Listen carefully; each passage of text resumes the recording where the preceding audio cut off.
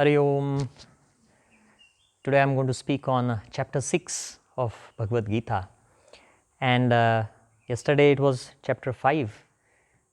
The chapter 6 is a continuation of that chapter 5.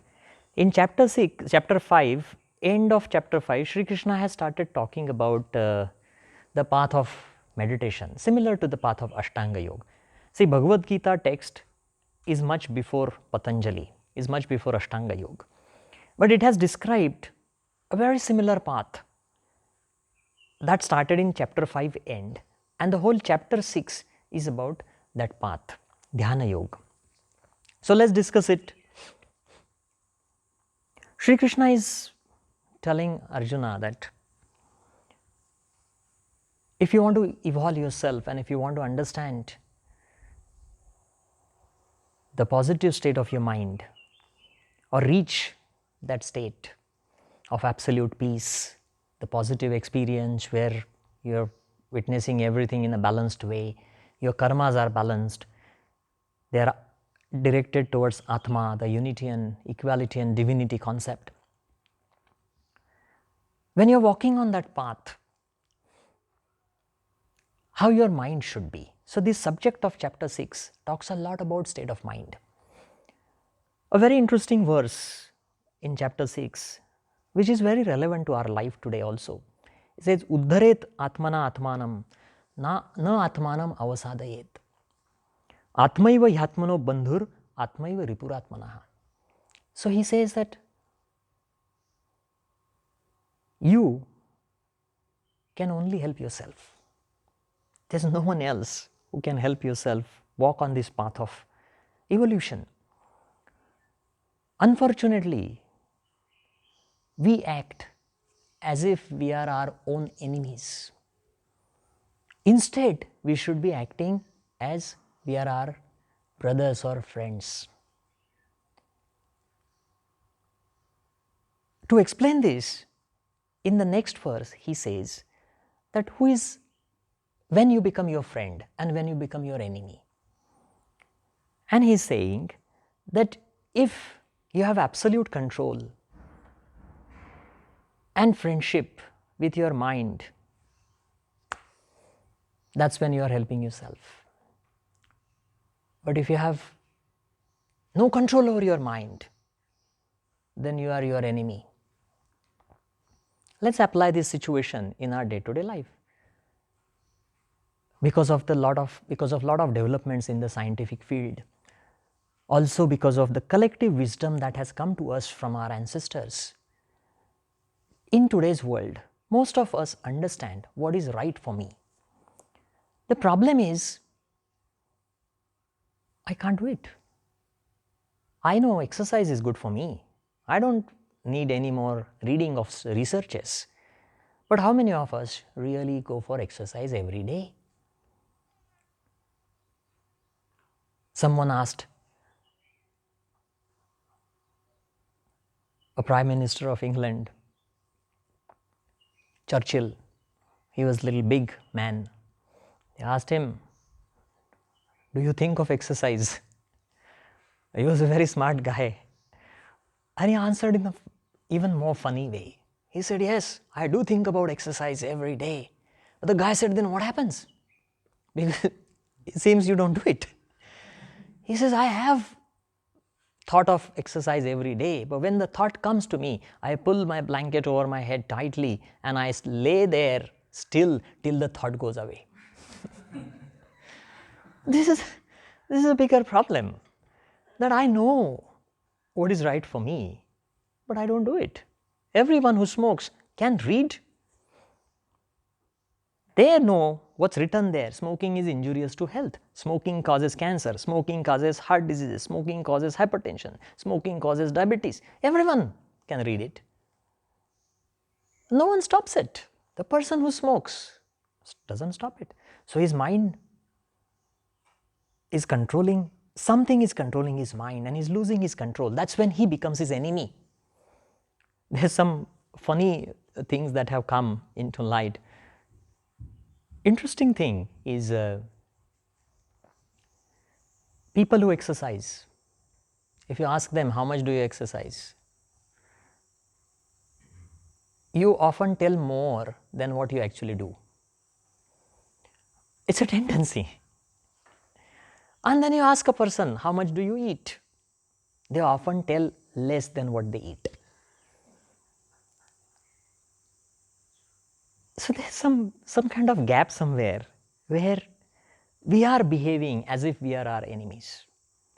This is about desires controlling your mind. But there is other side of ego that also controls our mind. And that's when you lose control over mind. For example, I know I shouldn't be saying this to the person, but I can't control. I know I shouldn't be getting angry at someone, but I can't control. I know I should not be cheating someone, but I do that. These are bigger problems that make us our own enemies. And how does it reflect in our day-to-day life? This enmity that we have developed inside of us for ourselves is hurting us every moment. When my friend comes to me and says, oh, I made a mistake and then because of my mistake I lost these things, then I tell him, oh, don't worry, it's okay, you can get it back, or you will next time you will be much better. Make a resolve and fight it out. That's friend's role you're fulfilling. Very good, good job, fantastic. But when the same failure you experience, what do you say to yourself? You says you are worthless, you don't deserve it, you're not good enough. Self-defeating ideas. This is where you are becoming your enemy. So Sri Krishna in chapter 6 is very clearly telling Arjuna that if you control your mind, if the mind is your friend, you will evolve. But if you create a division because the sensory organs and ego is controlling you, your mind, then you will be your enemy. And it's a significant idea of being a friend and helping yourself, or not being a friend and defeating yourself. Once you achieve this, then you reach the higher points of your evolution. But in chapter 6, Sri Krishna is giving the path of Ashtanga Yoga, though he has given these teachings before Ashtanga Yoga. So what does he say? He is thinking about you going into solitude, ekanta, away from the society, all alone, no one else around you. Shuchau deshe pratisthapya, sthiram asanam atmana. Sthira asanam. So he is telling mastery of asanas, stable asana, a proper place for sitting, a proper place for meditation, a proper place where you will be unaffected by the external factors. And then you sit, then you establish yourself, then you start meditating by concentrating in Ajna Chakra. He's saying in chapter 6, of course this is just an example. He's not giving step-by-step path, but he is more of giving like an example, like this is one type of way that you can practice and it will still take you to that Parabrahma or Atma level of understanding. And then he's saying that while you follow this path, you shouldn't go to extremes. You probably heard that Buddha recommended middle path, not one extreme, not other extreme. Buddha recommended it much later. Bhagavad Gita is before Buddha. Sri Krishna has given the same path. And he says that if you eat too much, you will never be able to achieve this yoga. If you don't eat at all, you will never be able to achieve it. If you sleep too much, you will never be able to achieve it. If you don't sleep at all, you will never be able to achieve it. And to explain this further, he has given a very important verse, which is maybe something that you can remember as a highlight of chapter 6. We all talk in today's world that yoga is lifestyle. Yoga is a lifestyle. Where does this come from? It comes from this chapter 6, this verse, Yuktahara viharasya, Yukta cheshtasya karmasu, Yukta swapnava bodhasya, yogaha bhavati dukkhaha. Yuktahara, disciplined, proper, proportionate. Ahar, ahar is input to your sensory organs. Your eyes, put restriction, discipline, what to see. If every day I keep watching the news of events that trigger anxiety in me, at the end of the day, I will have anxiety. If every day, everywhere I keep reading these advertisements, this mobile phone is fantastic, this mobile phone is really good, then I will have a desire to get that mobile phone. If I keep hearing that this is dangerous, this is dangerous, this is dangerous, this is dangerous, I am going to be scared of that thing. What I hear, what I see, if there is no discipline, then it drags our sensory organs, and the sensory organs drive our mind crazy. And we can see that there are some studies which say that people who go on the mobile phone and internet for more than 2 hours, social media especially, have more anxiety, more stress. Not because they go on the social media, but it's more about what they read there. People have been reading a lot all through the history of mankind. So reading something should not be a problem. The question is what you read. The question is what you hear. The question is what you talk. The question is what you eat. So your eyes, your nose, your ears, your skin, your tongue for eating needs to have discipline. Yukta hara, first part of yoga lifestyle. People have this funny idea. The moment you say yoga lifestyle, people think that they need to go to beach, then they need to eat this vegetarian food with fruits and vegetables, and then they need to do this yoga on the beach, and then they need to sit and meditate. No. This is not yoga lifestyle. Yoga lifestyle is what Sri Krishna is saying. A disciplined sensory organs, first aspect. Second aspect of yoga lifestyle, yukta vihara. Vihara is routine. Get up before sunrise, right time every day, the same time. Today I am a little lazy, so I'll wake up at 7. Day after is weekly off, so I'll wake up at 10. The other day I am feeling fresh, I'll wake up at 6. No. Same time, every day. Get up on the same time, have the shower on the same time, at the same time, eat at the same time, rest at the same time, exercise at the same time. Our body, every organ in our body has a rhythm. Our heart has a rhythm. Our sleep has a rhythm. People have sleep problems, insomnia. One of the recommendations of the medical professionals for regular sleep is sleep at the right time, at the same time every day. The body has a clock, biological clock, the circadian rhythm. The hormones have a rhythm. The cortisol is high between morning 7 to 9. That's when you feel more energy. That's the time of exercise. These days people are saying, oh, I'm exercising at night, 12 o'clock. The natural rhythm of cortisol, the cortisol is at its lowest at 12 o'clock in the night. Or you can't do exercise at 12 o'clock. So you have to have a daily routine fixed in line with the mother nature. Many gyms these days advertise 24-hour open. Medical studies go against it. Check it out. There are studies which say that people who have very disciplined lifestyle, they do everything at the right time and everything consistent, they live longer. Yukta cheshtasya karmasu, the next third part, the karmas that you do also need to be balanced and disciplined. You have to take reference of the Madhya Marga, the middle path. Not too much physical intensive, not too much mental intensive, balanced. Emotions also, not too much here, there, but more of balance. The next part is very important. Yukta swapnava bodhasya. The sleep and the time that you are awake, the sleep and the quality and the quantity of sleep. Shri Krishna has given so much more importance to sleep.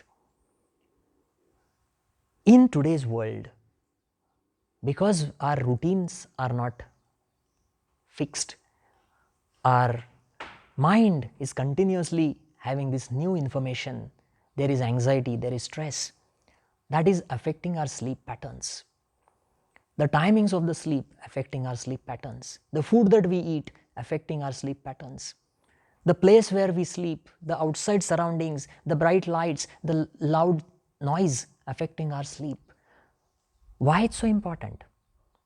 It is important because sleep is the one that recovers all of the lost energy in the day.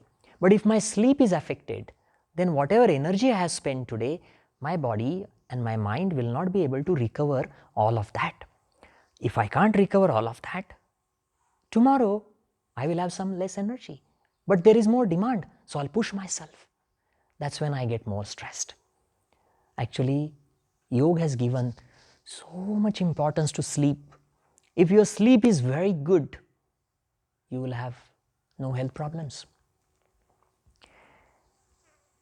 And once you achieve this healthy lifestyle, Sri Krishna says, Yoga bhavati dukkha. The yoga will become the tool to end all your sufferings.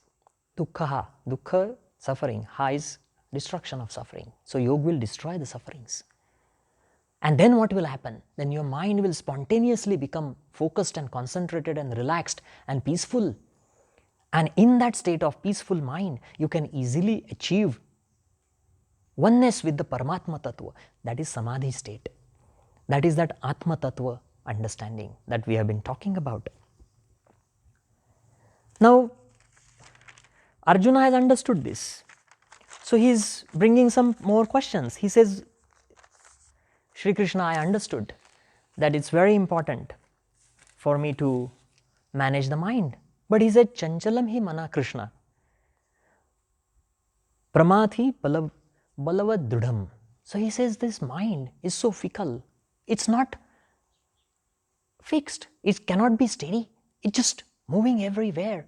I'm having crazy thoughts every moment, here, there. The yogic texts have called the mind as monkey mind. Like monkey is not steady. The mind is all over.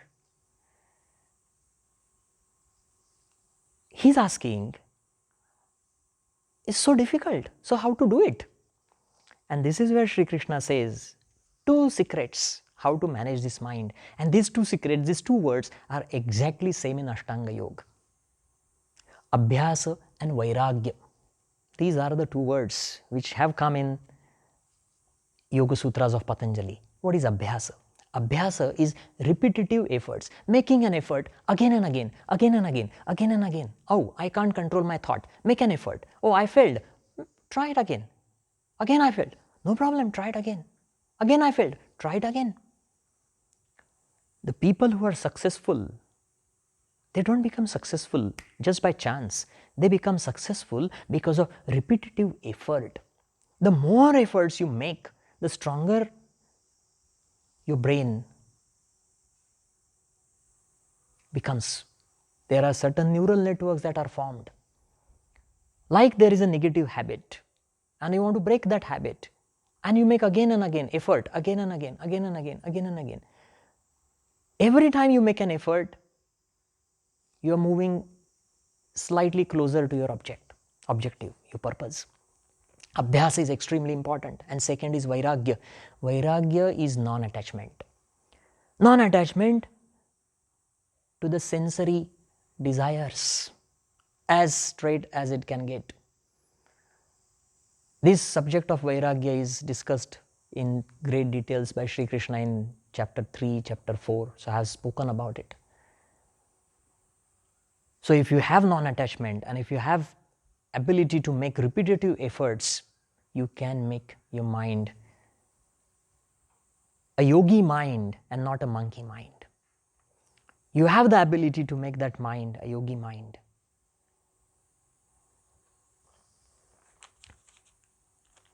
So Arjuna is having more question. He says, okay, I understand. You say make repetitive effort. But these repetitions, how many years I may need to do it? I don't know.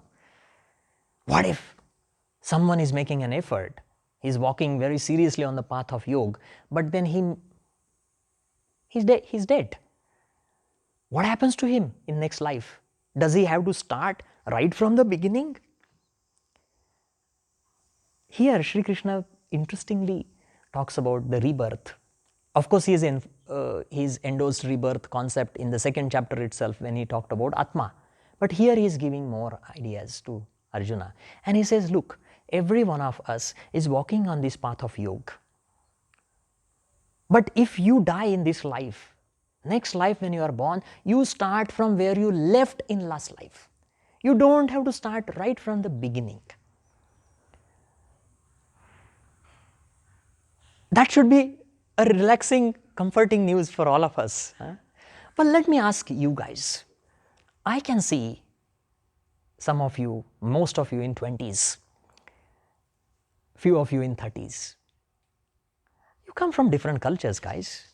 You're not from India. You don't have any cultural background when you are born. No cultural background of yoga. Why are you interested in yoga? And why are you showing interest in listening to these philosophies? Ask yourself again. The answer you will get is what Sri Krishna has given. You already have achieved certain level of yoga practices. And that's how in this life, you're starting from where you left behind in the last life.